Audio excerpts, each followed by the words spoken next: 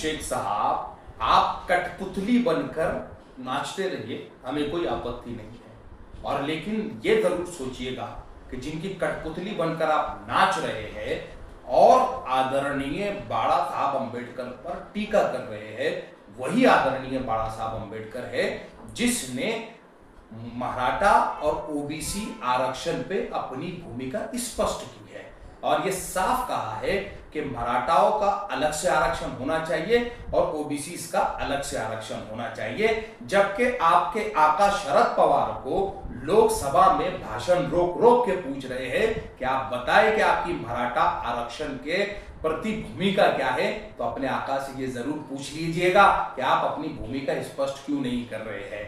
और बाड़ा साहब पे टीका टिप्पणी करने से पहले चंद सवालात जो हमारे हैं, आप उनका जवाब जरूर दीजिएगा। सबसे पहले तो हम ये जानना चाहेंगे आपसे कि 2014 में शरद पवार की एनसीपी ने बीजेपी को बिन मांगे समर्थन किसके कहने पर दिया था।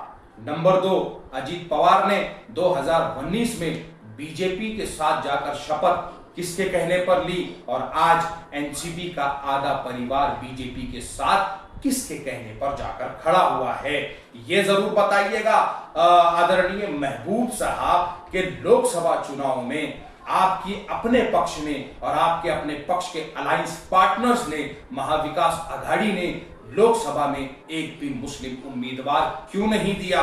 साथ ही साथ ये भी जरूर पूछिएगा कि महाराष्ट्र के विधान परिषद के चुनाव में 8 से 12 एमएलएज ने, आपके 8 से 12 एमएलएज ने बीजेपी को वोट किसके कहने पर किया है। एक और सवाल महबूब शेख साहब यहाँ ये पैदा होता है कि इस महाराष्ट्र से बीजेपी के 2 सांसद बिन विरोध किसके कहने पर राज्यसभा चले जाते हैं।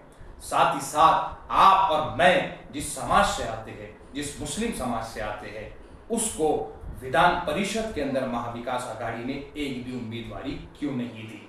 साथ ही साथ ये भी जरूर पूछना चाहूंगा कि कर्नाटक में 15,000 करोड़ का SC ST बजट किसके कहने पर डाइवर्ट किया गया।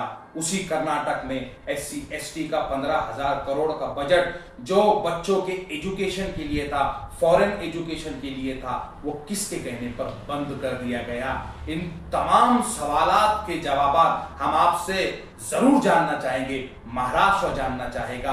और ये बात आप स्पष्ट तरीके से समझ लीजिए कि इस महाराष्ट्र को दंगा मुक्त रखने में अगर किसी का रोल सबसे पहले है तो वो आदरणीय बाड़ा साहब अंबेडकर का है।